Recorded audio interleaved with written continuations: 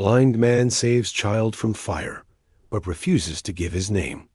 Asterisk. The acrid smell of smoke filled the air on Maple Street as flames began to lick at the windows of the old Victorian house at number 247. It was 2:30 in the afternoon on a quiet Tuesday when what started as a small kitchen fire quickly spread through the century-old wooden structure, turning a peaceful residential neighborhood into a scene of chaos and terror. Sarah Chun had been folding laundry in her bedroom when she first smelled the smoke. By the time she realized the danger, the fire had already blocked the main staircase, trapping her 4-year-old daughter Emma in her upstairs bedroom. Sarah's screams for help echoed through the neighborhood as she stood on the front lawn, watching helplessly as flames consumed the lower level of her home. "My baby," she cried, her voice breaking with desperation. "Emma is still inside. She's upstairs in her room." Neighbors began gathering on the street, some calling 911, others trying to comfort Sarah as she collapsed to her knees in anguish. The fire department was still minutes away, and everyone could see that the house was being consumed with terrifying speed. The old wooden structure, with its dry timber and vintage wiring, was like kindling to the hungry flames. That's when he appeared. A man in his 60s, walking slowly down the sidewalk with a white cane tapping rhythmically against the concrete, stopped abruptly when he heard Sarah's cries. He was tall and lean, with silver hair and dark sunglasses that couldn't hide the milky white of his unseeing eyes. His clothes were simple but clean: khaki pants, a button-down shirt, and worn leather shoes that had clearly walked many miles. "Where is the child?" he asked, his voice calm but urgent as he approached the crowd of onlookers. "Second floor, front bedroom," Sarah gasped through her tears. "But sir, you can't. The fire department is coming. The blind man was already moving toward the house, his cane sweeping back and forth as he navigated around the panicked neighbors. "What's her name?" he called back over his shoulder. "Emma," Sarah shouted. "Her name is Emma." What happened next defied all logic and reason. The blind man folded his cane and tucked it into his belt, then walked directly to the front door of the burning house. The crowd watched in stunned silence as he placed his hand on the door handle, testing the heat, then pushed it open and disappeared into the smoke-filled interior. "Stop him!" someone yelled. "He's blind. He'll get lost in there." But it was too late. The mysterious stranger had vanished into the inferno, leading behind a crowd of neighbors who couldn't believe what they had just witnessed. Inside the burning house, the blind man moved with an impossible confidence through the smoke-filled rooms, while others would have been disoriented by the thick, choking smoke that made visibility nearly zero. His blindness had actually become an advantage. He had spent decades navigating the world without sight, relying on his other senses to guide him, and now those finely tuned abilities were serving him in ways that even he hadn't expected. He could hear the fire's roar, feel the heat patterns that told him which areas were most dangerous, and smell the different types of smoke that indicated what materials were burning. Most importantly, he could hear something that the panicked crowd outside had missed: the faint sound of a child crying somewhere above him. The main staircase was indeed blocked by flames, but the blind man's hands found something decided. Rescuers might have overlooked in their panic a narrow servant's staircase that had been built into the wall when the house was constructed over a century ago. The wooden steps were hot, but not yet burning, and he began climbing them with careful but determined steps. "Emma," he called out as he reached the second floor. "Emma, can you hear me? My name is ... My name's Thomas. I'm here to help you," a small voice answered from behind a closed door. "I'm scared. The smoke is coming under my door." Thomas followed, the sound of her voice, his hands running along the wall until he found the door handle. The metal was warm but not burning hot, which meant the fire hadn't reached this room yet. He opened the door and immediately felt a small body crash into his legs as Emma threw herself at him. "Are you my daddy?" she asked, her voice muffled against his shirt. "No, sweetheart, but I'm going to get you back to your mommy," Thomas said, lifting the 4-year-old into his arms. "I need you to be very brave for me, okay? We're going to walk through some smoke, but I want you to put your face against my shoulder and breathe as little as possible." Emma nodded against his chest, her small arms wrapping tightly around his neck. Thomas could feel her trembling, but she wasn't crying anymore. There was something about his calm, steady presence that seemed to give her courage. The journey back down the servants' staircase was more treacherous than the ascent. The fire had spread, and Thomas could feel the heat intensifying with each step. Smoke was getting thicker, and he could hear the ominous creaking of wooden beams that were beginning to weaken under the fire's assault. But Thomas moved with the yell, sure-footed confidence of someone who had navigated countless obstacles in darkness. He knew exactly where to step, exactly how to balance Emma's weight, while keeping one hand free to guide himself along the wall. It was as if his blindness had given him a supernatural ability to see through the smoke and chaos. When they reached the ground floor, Thomas could hear the sound of sirens approaching, but he also knew they wouldn't arrive in time. The front door, which had been passable when he entered, was now blocked by falling debris. He would have to find another way out. Thomas carried Emma through the smoke-filled house, his free hand trailing along the walls as he searched for an alternative exit. The heat was becoming unbearable, and he could feel Emma's small body growing limp in his arms as the smoke began to affect her breathing. Time was running out. That's when his fingers found what he was looking for, the handle of a back door that led to the kitchen.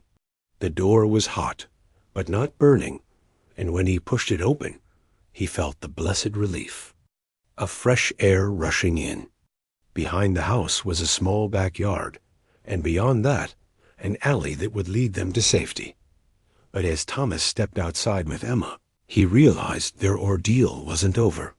The little girl had inhaled too much smoke and was barely conscious, her breathing shallow and labored.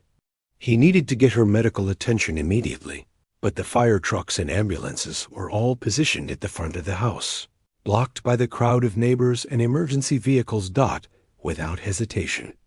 Thomas began running through the alley, carrying Emma in his arms as he navigated by sound and memory toward the street. His white cane was still tucked in his belt, unused, as he relied entirely on his other senses to guide him through the maze of backyards and side streets. Who had been watching the fire from their own yards saw the extraordinary sight of a blind man running with perfect confidence through obstacles that would have challenged a sighted person. He leaped over low fences, dodged around parked cars, and navigated through narrow passages between houses, all while carrying an unconscious child and moving with the urgency of someone who understood that every second counted. When Thomas finally reached the front of the house, the scene had transformed to organized chaos. Fire trucks had arrived, their hoses already attacking the flames, while paramedics were setting up a triage area on the lawn. Sarah Chun was being restrained by neighbors who were trying to prevent her from running into the burning building. Herself, Emma. Sarah screamed when she saw Thomas emerging from between two houses, carrying her daughter. "Oh my God, Emma!" Thomas ran directly to the paramedics, gently placing Emma on a gurney as the medical team immediately began working to clear her airways and provide oxygen. "She's inhaled a lot of smoke," he told them, his voice steady despite his own labored breathing. "She was conscious when I found her, but she's been getting weaker." The paramedics worked quickly and efficiently, and within minutes, Emma's breathing began to improve. Her eyes fluttered open, and she looked around in confusion until she saw her mother's face hovering over her. "Mommy?" she whispered. Sarah burst into tears of relief, kissing her daughter's forehead as the paramedics continued their assessment. "You're safe, baby," she sobbed. "You're safe now." It was only then that Sarah turned to look for the man who had saved her daughter's life. But when she looked around the crowd of firefighters, paramedics, and neighbors, Thomas was nowhere to be found. "Where is he?" she asked frantically. "Where's the man who saved Emma?" "The blind man?" The crowd looked around in confusion. Several people remembered seeing Thomas emerge from between the houses with Emma, but no one could say where he had gone after that. It was as if he had simply vanished into thin air. Fire Chief Robert Martinez had been fighting fires for 23 years, and he had never seen anything like what witnesses were describing. According to multiple eyewitness accounts, a blind man had entered a burning building, navigated through smoke-filled rooms, located a trapped child, and carried her to safety through a route that would have challenged even experienced firefighters. With full protective gear and breathing apparatus. "It's impossible," Chief Martinez told the crowd of reporters who had arrived to cover the story. "I'm not saying it didn't happen. We have too many reliable witnesses for that. But what this man accomplished defies everything we know about fire rescue. A blind person navigating through a burning building in heavy smoke, carrying a child? It should have been a death sentence for both of them." The investigation into the rescue began immediately, not because anyone suspected wrongdoing, but because the fire department wanted to understand how such an extraordinary feat had been accomplished.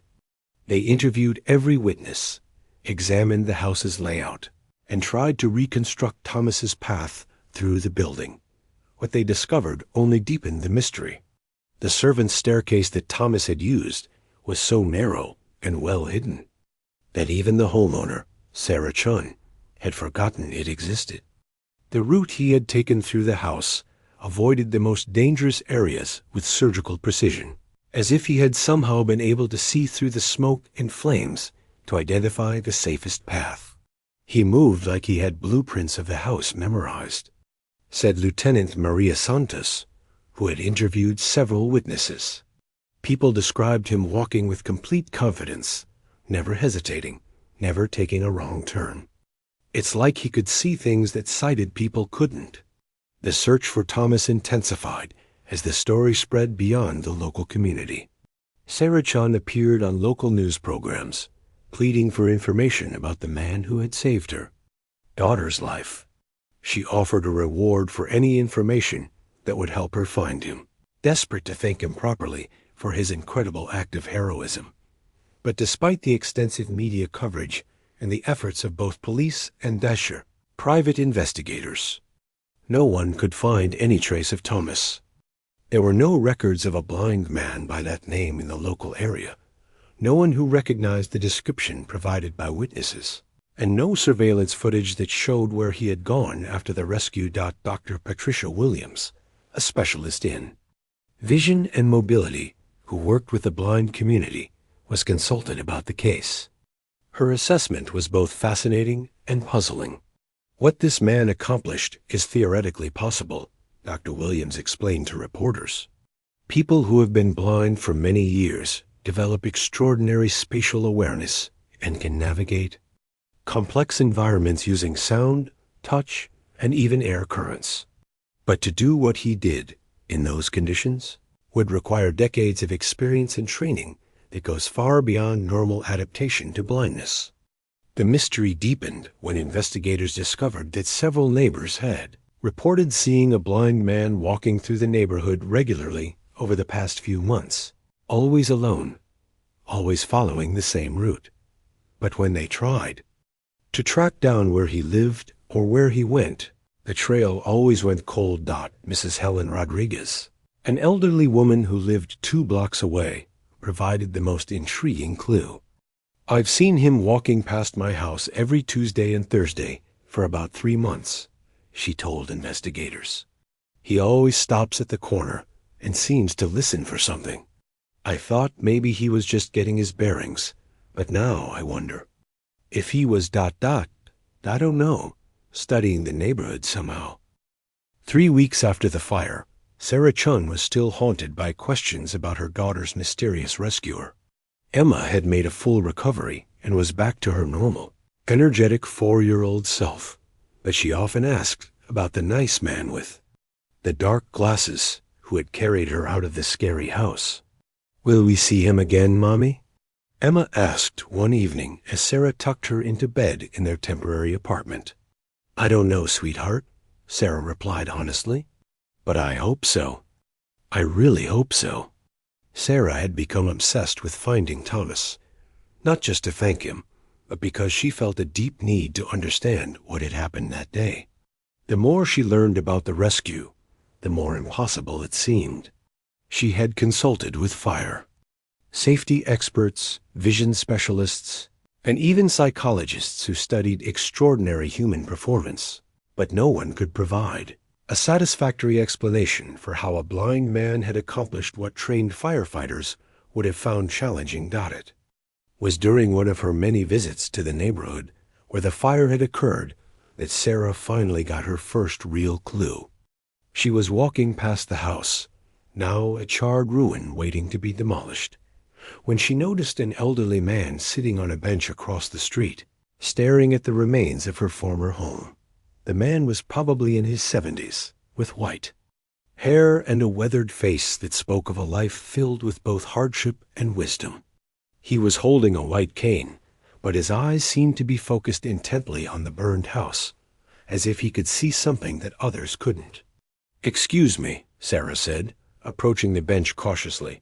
"Did you know the man who saved my daughter? The blind man named Thomas?" The elderly man turned toward her, and Sarah could see that his eyes were clouded with cataracts, though not completely unseeing like Thomas's had been. "You're the mother," he said simply. "The one whose little girl was saved." Sarah nodded, her heart racing. "Yes, I'm Sarah Chun. Do you know Thomas?" "I've been looking for him for weeks." The old man was quiet for a long moment, seeming to weigh his words carefully. "Thomas isn't his real name," he said finally, "and he's not from around here." "What do you mean?" Sarah asked, sitting down on the bench beside him. "My name is William," the old man said. "I've been blind for most of my life, and I've spent decades working with others who have lost their sight. Thomas ... The man who saved your daughter, he's someone special, someone who has dedicated his life to helping others, even when it means he can't have a normal life himself." William explained that Thomas was part of an informal network of people who had extraordinary abilities developed through necessity and training. Some of us lost our sight in wars, others through accidents or illness. But a few of us discovered that our blindness gave us abilities that sighted people don't have. We can navigate in complete darkness. We can hear things others miss. We can sense danger in ways that seem impossible. "But why won't he let me thank him?" Sarah asked. "Why did he disappear?" William smiled sadly. "Because men like Thomas don't do what they do for recognition or gratitude. They do it because they can't stand to see innocent people suffer when they have the power to help. And sometimes the best way to continue helping people is to remain invisible." William's explanation provided some answers, but it also raised new questions. He told Sarah that Thomas had been monitoring the neighborhood for months, not because he was planning anything, but because he had sensed that something bad was going to happen. People with his abilities, William explained, often developed an almost supernatural awareness of danger. "He knew there was going to be a fire?" Sarah asked, incredulous. "Not specifically," William replied, "but he sensed vulnerability. Old houses, faulty wiring, a family with a young child. He probably walked that route every week, just in case his instincts were right." William revealed that Thomas had been a military specialist before losing his sight, someone who had been trained in rescue operations and emergency response. When he became blind, instead of retiring, he had developed his remaining senses to an extraordinary degree and continued. His mission of protecting others, just in a different way. There are others like him, William said. People who move through the world quietly, watching and waiting for moments when they can make a difference. They don't want recognition, because recognition makes them less effective. They need to be invisible to do their work. Sarah felt a mixture of gratitude and frustration. She understood the logic of what William was telling her, but she still felt an overwhelming need to express her thanks to the man who had risked his life for her. "Daughter, is there any way I can contact him?" she asked. "Just to let him know how grateful I am?" William considered this for a moment, then reached into his jacket pocket and pulled out a small sealed envelope.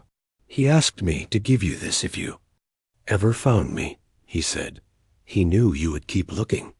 Sarah's hands trembled as she opened the envelope.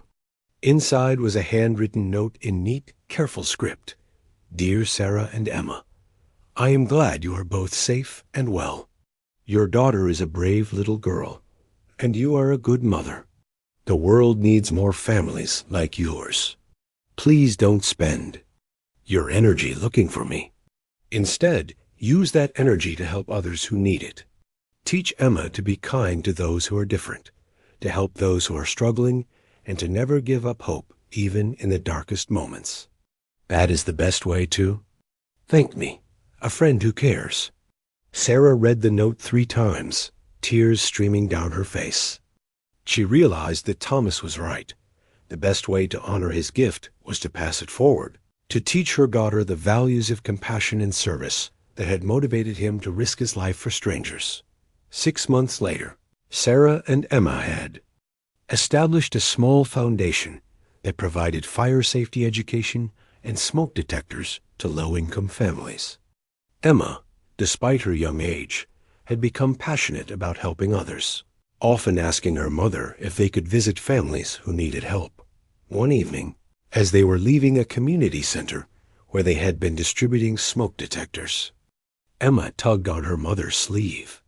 "Mommy, look," she whispered, pointing across the street. Sarah looked and saw a familiar figure walking slowly down the sidewalk, white cane tapping rhythmically against the concrete. Even from a distance, she recognized the confident posture and measured gait of the man who had saved her daughter's life. "Thomas!" Emma called out, breaking free from her mother's hand and running toward the street. The man stopped and turned. Toward the sound of her voice, a gentle smile crossing his face. But before Emma could reach him, Sarah caught up and scooped her daughter into her arms. "Let him go, sweetheart," Sarah said softly, watching as Thomas gave them a small nod of acknowledgement before continuing on his way. "He has important work to do." As they watched him disappear into the evening shadows, Sarah felt a deep sense of peace. She knew that Thomas was still out there, still watching over people who needed protection, still being the guardian angel that the world desperately needed. Se esta incrivel historia de coragem, extraordinaria y heroismo silencioso tucu su. Coracao, inscríbase en nosso canal para mais histórias verdadeiras e inspiradoras, pu provem pu anjos da guarda caminham entre nós todos os dias. Clique no botão de inscrição e ative as notificações para fazer parte da nossa comunidade de pessoas que acreditam no poder extraordinário da compacção humana e dos milagres que acontecem quando menos esperamos.